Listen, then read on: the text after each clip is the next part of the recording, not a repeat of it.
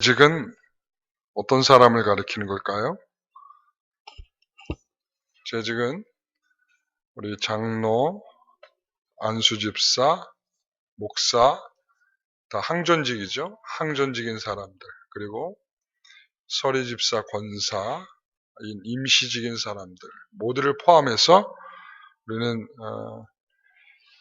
재직이라고 부릅니다. 이 재직을 우리는 단순히 직을 맡겨진 자들이라고 할 수도 있겠지만, 오늘 본문대로 말한다면 그리스도의 일꾼이다, 이렇게 표현할 수 있습니다. 그리고 맡은 자이다, 이렇게 표현할 수 있습니다. 이 일꾼이라고 하는 것은 우리가 여기서는 일꾼이라고 표현되어 있지만 실질적으로는 종이라는 표현이기도 하고요. 이 비슷한 표현들이 여러 군데 여러 단어들이 있습니다. 그러니까 둘로스라고 하는 표현도 있고, 그 다음에 디아코노스라고 하는 표현도 있고, 데라폰이라고 하는 표현도 있고, 종이라는 표현들이 되게 여러 가지가 나옵니다. 그런데 그리스도의 일꾼이다라고 할 때에 이 일꾼은 조금 다른 개념이 있는 것 같아요. 뭐냐면 그리스도께서 하실 일을 하는 자, 이렇게 표현하면 좋을 것 같아요. 그리스도께서 하시는 일을 하는 자가 일꾼이다. 그러니까 내가 하고 싶은 것을 하는 자가 아니라 그리스도께서 하실 일을 내가 하는 겁니다. 범위는 딱 거기. 그리스도께서 하실 것에 대한 것이 우리의 범위예요. 그러니까 그리스도께서 하실 일을 충실히 하고 있다면 내가 그리스도의 일꾼이다, 이렇게 이야기할 수 있습니다. 권태환 집사님, 제가 갑작스럽게 여쭤봐서 죄송한데요. 진작 여쭤봤었어야 되는데, 그 선장이, 배에서 선장이 이렇게 가라 저렇게 가라 했을 때 그것을 대신해 주는 사람이 어떤 사람이에요? 항해사입니까? 네. 항해사가 자기 마음대로 항해할 수 없죠. 선장의 지시를 받아야 되는 거죠. 네. 바로 그런 뜻이에요. 항해사. 그러니까 여기서 일꾼은 자기 마음대로 운전할 수 없고 선장의 지시를 받아서 항해하는 사람. 더 고대로 넘어가면 이 고대에는 동력을 모터나 이걸로 하지 않았고 노를 저어서 갔잖아요. 그러니까 노를 저어서 갈 때, 자, 우연으로 돕니다. 그러면 전부 다 힘을 모아서 오른쪽으로 가고, 좌연입니다. 그러면 좌측으로 가고, 이 모든 이 선장의 지시에 따라서 그대로 따라 하는 사람을 휘페레테스, 다시 말하면 일꾼이다, 이렇게 표현했어요. 그러니까 굉장히 좋은 표현인 것 같습니다. 우리가 그리스도의 일꾼이 되었습니다. 여러분에게 직분이 맡겨졌다는 것은 그리스도의 일꾼으로 저와 여러분들을 삼으셨다는 말씀입니다. 그래서 신약 성경에 보면 이 단어들이 여러 군데 나오게 되는데, 예를 들자면 마태복음 5장 25절에 보면 너를 고발하는 자와 함께 길에 있을 때 급히 사화하라. 그 고발하는 자가 너를 재판관에게 내어주고 재판관이 옥리에게 내어주어 옥에 가둘까 염려하라. 여기서 옥리라고 표현되어 있는 이 옥리가 그 재판관의 뜻을 따라서 옥에 가두는 일을 하는 거죠. 자, 옥에 가둬라. 그러면 옥에 가두는 역할을 해주는 거예요. 그러니까 자기가 나 놓아주고 싶은데 해서 놓아줄 수 있는 게 아니고 그 재판관이 판결을 내렸기 때문에 그대로 그 판결을 따르는 거죠. 18장, 요한복음 18장 36절에 보면 예수께서 대답하시되 내 나라는 이 세상에 속한 것이 아니라 만일 내 나라가 이 세상에 속한 것이었더라면 내 종들이 싸워 나로 유대인들에게 넘겨지지 않게 하였으리라. 여기서 내 종이라고 번역되어 있는 것이 바로 히페레테스. 그러니까 예수님께서 십자가에 달리시기까지, 유대인에게 넘겨지기까지 내 종들을 동원하지 않았다라고 할 때에 이 내 종들이 바로 이 히페레테스, 일꾼입니다. 그래서 이 종은 왕의 지위에 따라서 그 왕의 통치를 그대로 이행하는 사람들. 오늘 우리 모든 성도들이 바로 그런 그리스도의 일꾼이 되시기를 소원합니다. 여러분, 오늘 이 시간에 여러분들이 재직으로서 첫 시간이죠. 그죠? 재직 헌신 예배로서 이제 시작을 하는 겁니다. 왠지 무거운 시간이 될 수도 있죠. 그런데 아까도 어떤 성도님은 오늘 재직 예배니까 제가 늘 오후 예배 갔지만 오늘은 남아서 예배를 드리겠습니다. 매우 훌륭한 표현인 것 같아요.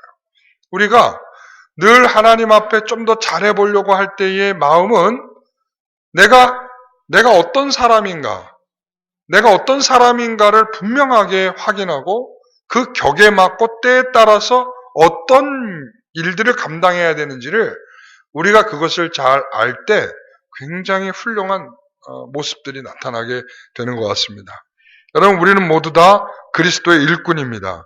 그러면서 이 그리스도의 일꾼은 다시 한번 정리합니다. 그리스도께서 하시는 일을 하는 사람, 그리스도께서 전달하고자 하는 내용을 전달하는 사람, 그리스도께서 싸우려고 하는 대상과 싸우는 사람, 그리스도의 모습을 보여주고 드러내주는 사람. 여러분, 이것이 바로 그리스도의 일꾼입니다. 오늘 충분히 여러분들은 그럴 자격들이 있는 분들이에요. 예? 자, 우리 한번 서로에게 한번 이야기해 볼까요? 당신은 그리스도의 일꾼입니다. 네.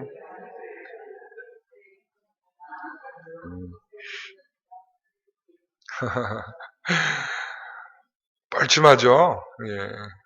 뻘쭘함을 이기고 여러분들을 이렇게 서로에게 당신은 그리스도의 일꾼입니다 하는 순간 여러분들은 이제 일꾼이 된 거예요.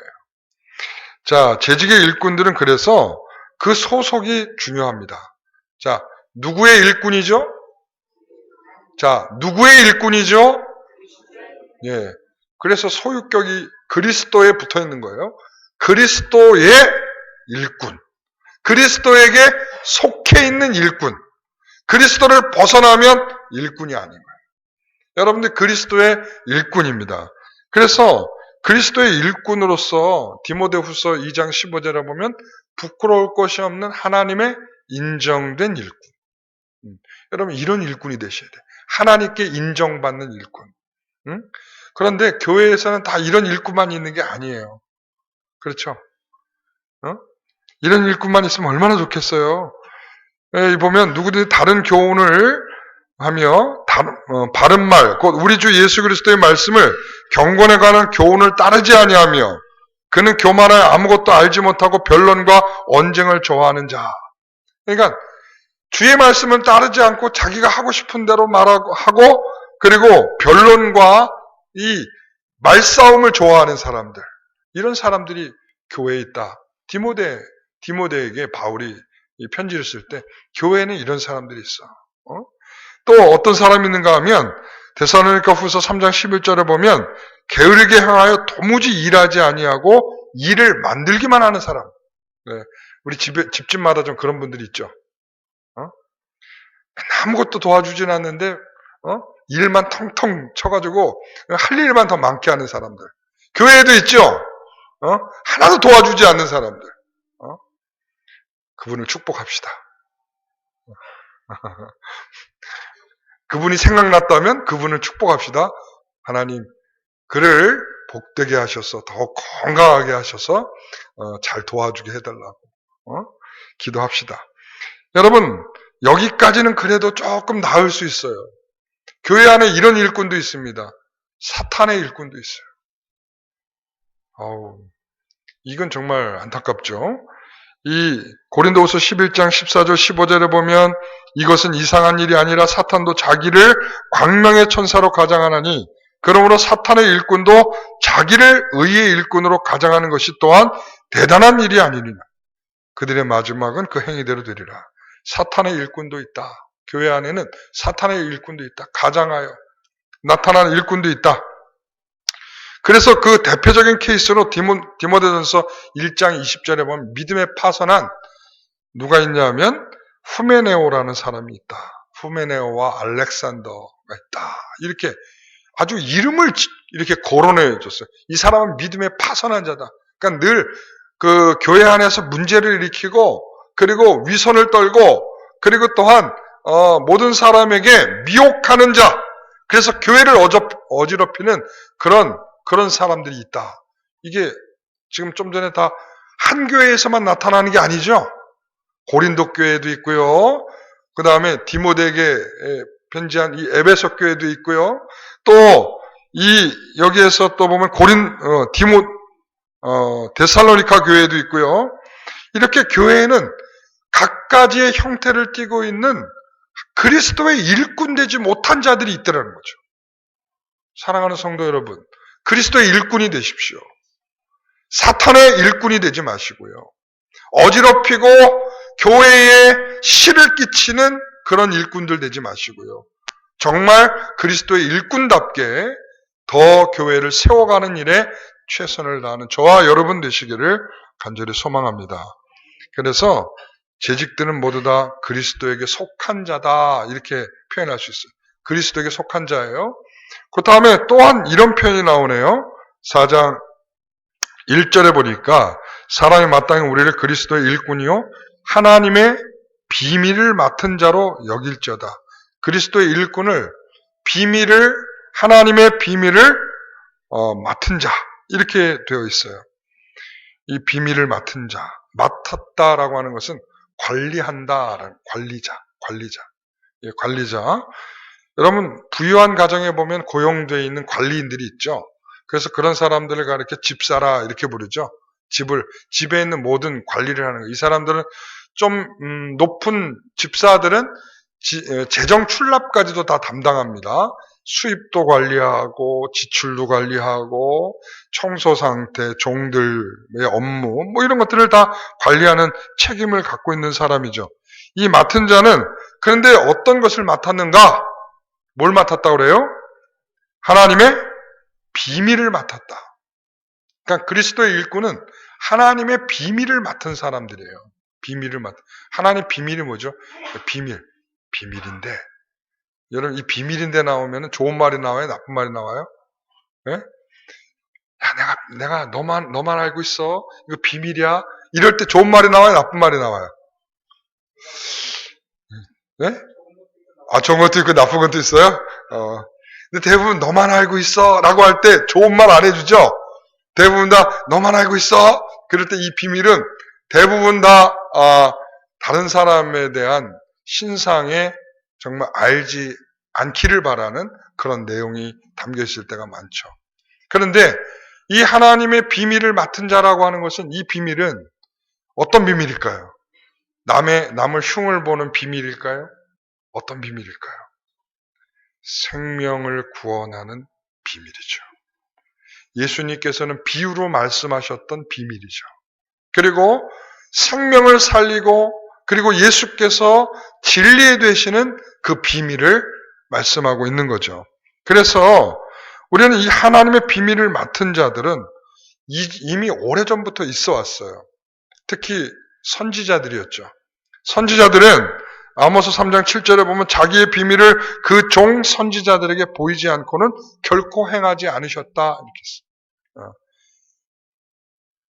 이 선지자들에게 먼저 말씀을 하지 않고 이루시지 않는다. 이렇게 말씀했죠. 그러니까 그 비밀을 맡은 자의 책임은 뭐예요? 그러니까 자 너만 알고 있어라. 저쪽으로 가야만 살 수 있어? 너 알고 있어? 자, 이 비밀을 알게 됐어요. 그러면 이 비밀을 맡은 사람은 어떻게 입 쫙 닫고 다른 사람들은 죽든지 말든지 신경 안 쓰면 되는 거죠. 그렇죠? 아니에요?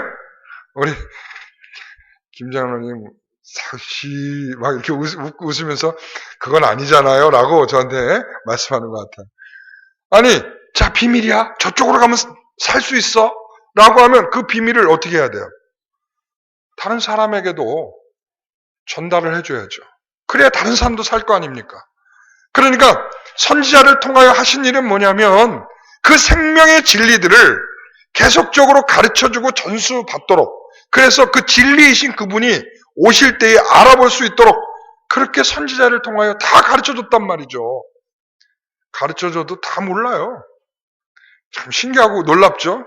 그렇게 가르쳐줬는데도 불구하고 정작 그 메시아가 딱 나타나니까 어때요? 알아보는 사람들이 있어요? 있긴 있었죠. 목자들, 천민.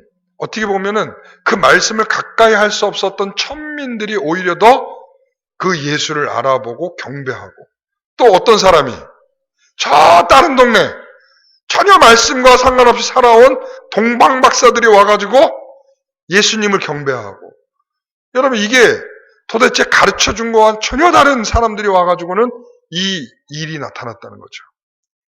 여러분, 그러므로 이 비밀은 굉장히 기록되어야 되고 전수되어야 될 신약 성도들에게 가르쳐져야 할 중요한 내용들이 되겠습니다. 그러므로 그것을 소개하는 역할을 누가 했어요? 지금은 이제 세례 요한이 예수님을 소개했죠. 이분이 바로 내가 신을 들기도 감당할 수 없는 그런 분입니다. 나는 물로 세례를 주지만 저분은 성령으로 세례를 주시는 분입니다. 그리고 저분을 통해서 이제 다장마당이 열리게 될 텐데, 이제 알곡은 곡간에 들여지고 쭉쟁이는 다 털려가지고 불쏘시개가 될 것입니다. 누가 말했어요? 세례 요한이 말이죠. 그러니까 바울은 그리스도의 일꾼이요 하나님의 비밀을 맡은 자로서의 의미는 굉장히 중요한 직분적 측면이 들어있는 것인데, 그러나 고린도 교회 안에서는 이렇게 복음을 전하고 비밀을 맡은 자들이 어떤 상황에 놓여 있었냐면, 너무나 존경을 받다 보니까 파벌을 나누게 되는 그런 대상이 되어버리고 말았어요. 그래서 우리가 1장에 보면은 있죠? 게바파라, 나는 바울파라, 나는 그리스도파라, 이렇게 파벌이 나눠지게 되는 일이 벌어지고 말았어요. 자, 일꾼들이, 그리고 하나님의 비밀이 아닌 이 맡은 자들이 높여지고 있다는 것이에요. 그러니까 목적이 아니에요. 맡은 자들은 그 맡은 일들을 감당하는 겁니다. 그리스도의 일꾼은 그리스도의 일을 잘 감당하는 것입니다. 나는 자랑받는 것이 목적이 돼서는 안 되는 것이죠. 여러분, 어떤 일을 하여도 그리스도께서 여러분을 칭찬할 때까지 기다리시길 바랍니다. 여러분, 우리는 때로는 그것 때문에 우리 스스로가 시험에 드는 경우들이 많잖아요. 우리 모두는 이렇게 맡은 자고 또 일꾼이죠. 맡은 자고 일꾼은 결국은 그분에 의해서 칭찬을 받아야 되는 것인데, 우리는 자꾸 사람들에 의해서 칭찬받는 것을 좋아해요. 그래서 사람들도 그 사람들을 존경하려고 너무 애를 쓰죠. 그러다 보니까 우리는 게바파야, 우리는 그리스도파야, 우리는 바울파야, 이렇게 나뉘어지게 되는 거죠. 여러분, 우리는 모두 어떤 사람이든 일꾼과 맡겨진 자라고 하는 것을 넘어설 수 없습니다. 우리가 아무리 잘해도 일꾼이에요. 아무리 잘해도 맡겨진 자예요. 맡길 자가 될 수가 없는 거죠. 우리가 일꾼을 넘어서 일꾼을 부리는 자가 될 수는 없다는 말씀이죠. 여러분, 그것을 맡겨진 자의 책임입니다. 제가 항상 좀 마음에 걸리는 게 항상 있어요. 우리 앞에서 기도 인도해 주시는 분들 잘 들어주세요. 저는 우리 성도들이 기도할 때 목사님이 계획하신 거 다 하나님 우리가 다 순종하고 따라가게 해주세요, 이렇게 기도들을 많이 하시더라고요. 근데 저는 그걸 들을 때마다 불편해요. 제 계획을 따라가야 될 이유는 여러분들이 없습니다. 저도 다 하나님의 계획을 따라가야 될 자입니다. 저도. 그러니까 우리가 하나님의 계획을 모두 다 따라갈 수 있는 자들이 되도록 위해서 기도하시는 겁니다. 목사와 성도들이 주의 뜻, 주의 계획을 잘 따를 수 있도록 기도해야 되고요. 주의 일에 목사가 잘 수종되는 일꾼이 되도록 그 맡겨진 책임을 다 잘 하도록 위해서 기도해 주셔야 됩니다. 여러분, 저를 잘 따르지 마세요. 왜냐하면 목사는 사실은 좀 더 고민하고 거기를 위해서 최선을 다하고 거기에서 전심을 다하고 그것이 전부로 살아가고 있기 때문에 뭐 여러분들보다는 조금 더 나은 생각을 할 수는 있겠죠. 그러나 그것이 주의 뜻만큼 될 수는 없다. 그것이 주의 뜻은 될 수는 없다. 제가 아무리 뛰어나고 제가 아무리 좋은 생각을 하고 제가 아무리 놀라운 계획을 세워도 그것이 주의 뜻보다는 앞설 수 없고 주의 뜻보다 높아질 수는 없다. 여러분, 주의 뜻에 여러분들의 방향이 정해지셔야 됩니다. 인간이 가지고 있는 허점 저도 다 가지고 있습니다. 여러분들이 못하는 거 저도 다 못합니다. 여러분들이 다 실패하는 거 저도 똑같이 실패합니다. 여러분들이 그 있잖아요. 여러분들의 그 단점들, 그죠? 단점들 있으시죠? 없어요? 우리 다 신령하신 분들인가? 여기 다 단점들 없으세요? 예, 좀 있다고 좀 해주세요. 예, 저도 단점 많아요. 예, 단점 많아요. 그 단점, 여러분들이 가지고 있는 단점 저도 똑같이 갖고 있습니다. 그래서 항상 인간의 부패한 마음으로 목회를 감당하지 않도록 위해서 기도해 주셔야 됩니다. 그러니까 정말 깨어있어 주의 뜻을 잘 헤아리며 모든 사역을 감당할 수 있는 목사가 되게 해달라고. 저 또한 마찬가지죠.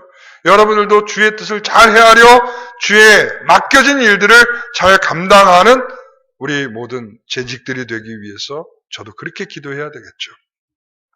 여러분, 오늘 함께 특성하신 부장님들도 그렇고 그리고 또 재직 모든 성도들은 그리스도의 일꾼입니다.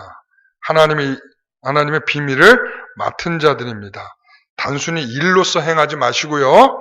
더 많이 수고하고 주께서 시키는 것을 감당하고 순종하고자 힘써야 할 것입니다. 그래서 모든 부서의 사역은 따라해 보겠습니다. 주님의 몸된 사역입니다. 예, 주님의 몸된 것을 이루는 사역이에요. 주님의 몸된 것을 이루는 사역이에요. 그렇죠? 아까 제가 말씀드린 우리는 그리스도의 일꾼이죠. 하나님의 비밀을 위한 일이어야 합니다. 자, 그럼 그런 사람들이 그렇게 맡은 자들이 어떻게 기도해야 할까요? 무엇을 위해 기도해야 할까요? 2절에 같이 읽어봅니다. 그리고 맡은 자들에게 구할 것은 충성이니라. 자, 뭘 위해 기도해야 된다고요? 충성을 위해서 기도하십시오. 여러분이 기도해야 될 내용은 충성입니다. 여러분, 충성이란 말은 우리 하나님께서 우리에게 우리가 너 믿을만하다 이거예요. 너 믿을만하다. 충성은 우리를 믿을만하게 보시는 것입니다. 여러분, 신뢰하다. 여러분, 신뢰한다는 말이 뭔지 아시죠? 네? 이 신뢰가 되어야 우리가 예를 들어서 은행에서 돈을 빌리려고 할 때 신용도가 있어야 빌려주죠? 그렇잖아요? 제가 예전에 사택을 대출을 받으려고 그랬더니 얼마나 은행에서 홀대를 하는지요? 당신은 무직이라 이거야. 그 당시만 해도 이제, 우리 종교인 과세를 안 하고 있을 때다 보니까, 그래서 그 상태로 가서 대출을 받으려고 그러니까, 당신은 무직이야. 그러는 거야. 무직이야. 그 말에 굉장히 마음이 굉장히 쏴하더라고요. 그러니까 너는 신용도가 없으니까 돈을 못 빌려주겠어. 이런 말이죠. 그래도 나도 나름대로 카드를 많이 쓰는데, 한 달에 카드 한 300만 원씩 나오는데, 이렇게 저렇게, 그런데 왜 내가 못 쓰냐? 이렇게 할 만큼 그렇게 얘기를 했더니, 그래도 무직입니다. 예, 알겠습니다. 그리고 나왔죠. 여러분, 그러니까 신용도가 없으면 대출을 못 받더라고요. 그러니까 당신에게 돈을 빌려줬을 때 회수될 수 있는 가능성을 보는 거죠. 그렇죠? 또 하나 두 번째는 뭐냐면 참 이건 너무 서글픈 일이에요. 두 번째 이렇게 얘기를 하더라고요. 교회로 대출 못 하겠습니다. 당신네 교회 성도 몇 명입니까? 그걸 묻더라고요. 그래서 우리 성도 이 정도입니다. 그랬더니 약간 아리까리합니다. 그러면서 이어서 하는 말이 뭐냐면 교회에게 돈을 빌려주면 힘듭니다. 그래서 왜요? 그랬죠. 왜요? 그랬더니 예를 들어서 빚을 못 갚는 상황이 돼서 교회에 이 돈을 받으러 가면 성도들이 난리를 쳐가지고 이거는 빌려주고도 돈을 못 받습니다. 그리고 교회에 이런저런 주인 되는 사람들이 많다 보니까 교회는 시끄러워서 결국은 나중에 돈 받기 너무 힘들더라고요. 그래서 교회라고 하는 것은 돈을 빌려주면 못 받을 생각도 하면서 빌려줘야 됩니다. 이런 말을 하더라고요. 야, 교회가 신용도가 이렇게 없다는 얘기예요. 응? 여러분 마음이 아프죠? 나는 되게 잘 빌려줄 줄 알았어요. 근데 그 얘기를 하더라고요. 큰 교회는 잘 빌려줍니다. 그러더라고요. 알았다, 야.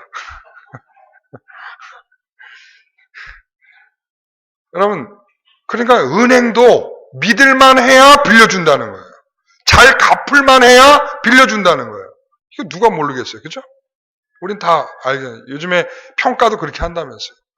그런데 마찬가지 하나님께서 내가 너에게 믿을만 해야 일을 맡겨주신다는 거예요.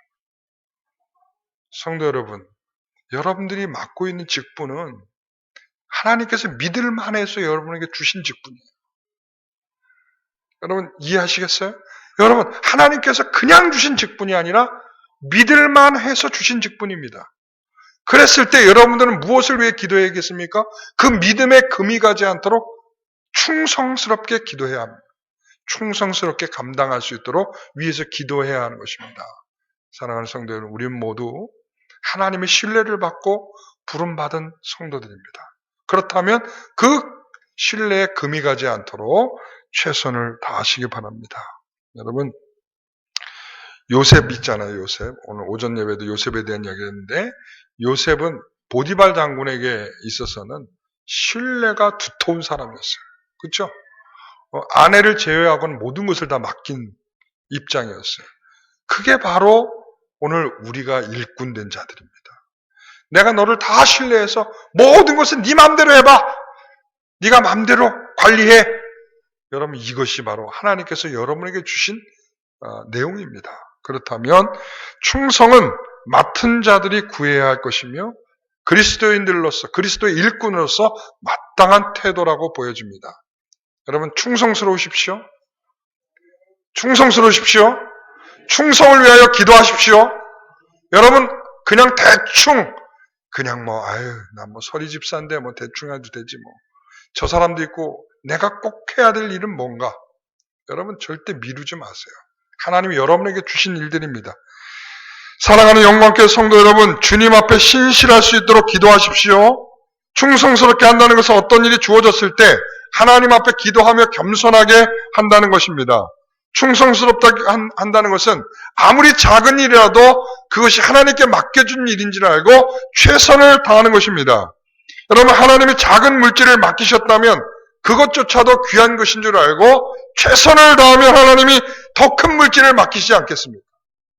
하나님이 귀한 것으로 여러분들에게 조금 일을 할 수 있도록 맡기셨다면 그 일을 충성스럽게 감당한다면 하나님이 더 큰 일들을 여러분에게 맡기시지 않겠습니까? 여러분 오늘 저는 그런 성도들이 되기를 원합니다. 자, 맡은 자들이 구할 것은 뭐라고요? 충성입니다. 두 번째는 뭐냐 하면 맡은 자들이 구할 것은 바로 주님의 판단입니다. 주님의 판단 앞에 서는 것입니다. 자, 3절부터 읽어봅니다. 3절, 4절, 5절. 너희에게나 다른 사람에게나 판단받는 것이 내게는 매우 작은 일이라. 나도 나를 판단하지 아니하노니 내가 자책할 아무것도 깨닫지 못하나 이로 말미암아 의롭다함을 얻지 못하노라. 다만 나를 심판하실 이는 주시니라. 그러므로 때가 이르기 전 곧 주께서 오시기까지 아무것도 판단하지 말라. 그가 어둠에 감추인 것들을 드러내고 마음의 뜻을 나타내시리니 그때 각 사람에게 하나님으로부터 칭찬이 있으리라. 여러분, 사람에게 칭찬을 위해서 하지 말라는 거예요. 사람에게 판단받는 것을 좋아하지 말라는 것입니다. 여러분, 겉으로 보는 것은 별거 없어요. 겉으로 보이는 게 진짜가 아닐 가능성이 높아요. 제가 전에도 한번 그런 말씀 드렸죠. 여러분, 제가 안 드러내 주셔서 그렇지 제 마음이 다 드러나고 제 생각이 드러나고 제 속에 있는 행동들이 다 드러난다면 여러분들 기절하실 수도 있어요. 하나님이 감춰주시니까 그냥 고상한 목사인 척하고서 지금 사역을 감당하죠. 여러분 다 까놓고 보면 별거 없어요. 여러분 그렇다고요. 제가 그런 사람이에요. 여러분 제가 그런 사람이에요. 그런 사람인데도 여러분들이 지금 앉아서 목사님의 설교를 듣고 있잖아요. 네? 여러분 다 도망갈 사람들이 지금 여기 앉아 있는 거예요. 그러니까 우리가 하나님이 판단하실 때에 보면 속에 감춰져 있는 것을 다 드러내셔서 마지막 때에는 다 심판하시고 혹은 칭찬해 주신다 이런 말이죠. 여러분 우리가 그것 앞에 설 것을 생각하며 우리가 마지막 때에 주님의 칭찬 혹은 주님의 심판 이 앞에 서게 될 것을 생각하며 우리의 모든 것은 다 뒤로 미루는 거예요. 여러분 그게 바로 우리 정말 맡겨진 자들의 책임이고 그것이 바로 중요한 내용입니다. 여러분 사람 조금 이렇게 잘하는 거 보면 그것으로만 판단하면 다 속게 돼 있어요. 여러분 우리는 다 속게 돼 있어요. 그래서 판단하지 않도록 인간의 판단력은 온전하지도 않고요. 그리고 그 인간의 판단을 받고 있는 사람들조차도 그 속을 다 헤아릴 수 없는 사람들이란 말이죠. 여러분 보세요. 얼마 전에 광주에서 시신이 많이 발굴됐습니다. 그랬죠? 그렇죠? 여러분 그거 누가 죽였습니까? 봤어요? 모르죠? 몰라요. 그냥 시신이 발굴됐어요. 그러나 그 역사의 시간에 하나님은 그걸 보셨을까요? 보지 않으셨을까요? 보셨겠죠. 그렇다면 마지막 역사의 그 날이 마지막 심판의 날에는 그 역사도 심판이 될 것입니다. 드러날 것이고 판단되어질 것입니다. 여러분 바로 우리도 마찬가지입니다. 지금 우리는 감춰져서 사람이 모른다고 해서 사람으로부터 판단받지 않는다고 해서 사람으로부터 들키지 않는다고 해서 우리는 잘하고 있는 것이 아닙니다. 그냥 시간이 흐르고 지금은 판단받지 않고 있다고 해서 괜찮은 것이 아닙니다. 여러분 우리는 분명히 마지막 때에 칭찬도 될 수도 있고 심판이 될 수 있다라고 하는 그 두려움을 가지고 오늘 하나님 앞에 기도해야 할 것입니다. 우리가 하나님이 판단하실 분임을 생각하면서 하나님 앞에 판단되게 하옵소서. 그것이 두렵습니다. 여러분 두렵죠? 솔직히 얘기해 보세요. 두렵죠? 얼마나 두려워요, 여러분. 제가 두려워요. 저도 두려워요. 하나님 앞에 하나님은 다 보고 계실 텐데 내가 속으로 내가 여러분들 얼마나 욕했는지 모르죠? 네? 그런데 하나님 그거 다 알고 계실 거 아니에요. 네? 그러니까 그런 것들을 우리가 하나님 앞에 다 보이게 되고 확인될 그때가 될 때가 두렵게 되는 거죠.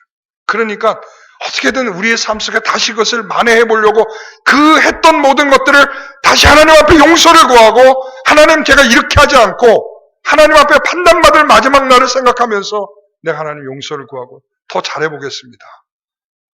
여러분 이게 되는 것이죠. 오늘 우리가 일꾼 되신 저와 여러분 하나님 앞에 감사하십시오. 하나님이 여러분들을 믿을만 해서 세우신 자들입니다. 그리고 마지막 칭찬을 위해서 여러분들을 세우신 자들입니다. 얼마나 감사한 일인지 그러니까 그것을 위하여 우리가 끝까지 기도하면서 나아가는 저와 여러분 되시기를 간절히 소망합니다. 기도하겠습니다. 하나님 아버지 감사합니다. 하나님은 이렇게 감추인 것을 드러내실 뿐만 아니라 마음의 뜻을 나타내실 것입니다.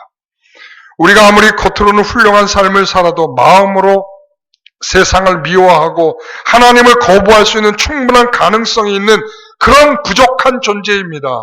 하나님 그러므로 우리가 주님의 칭찬도 주님의 책망도 그날에 이루어진다는 생각을 하며 우리가 스스로를 경건하게 스스로를 제어하며 스스로를 다시 한번 주님 앞에 용서를 구하며 신실한 성도로 신실한 책임을 맡은 자로 살아가기를 희망합니다. 하나님 저희들을 이끌어 주시옵소서. 오늘 이렇게 재직 헌신 예배를 드리며 말씀으로 자신을 다시 한번 붙들어 매는 우리 직분자들에게 하나님께서 강권하여 그들의 삶을 붙들어 주시옵소서. 정말 하나님의 일꾼, 그리스도의 일꾼으로서 그리고 하나님의 비밀을 맡겨진 자로서 그 책임을 다 감당해낼 수 있는 우리 귀한 성도들이 다 되게 하옵소서.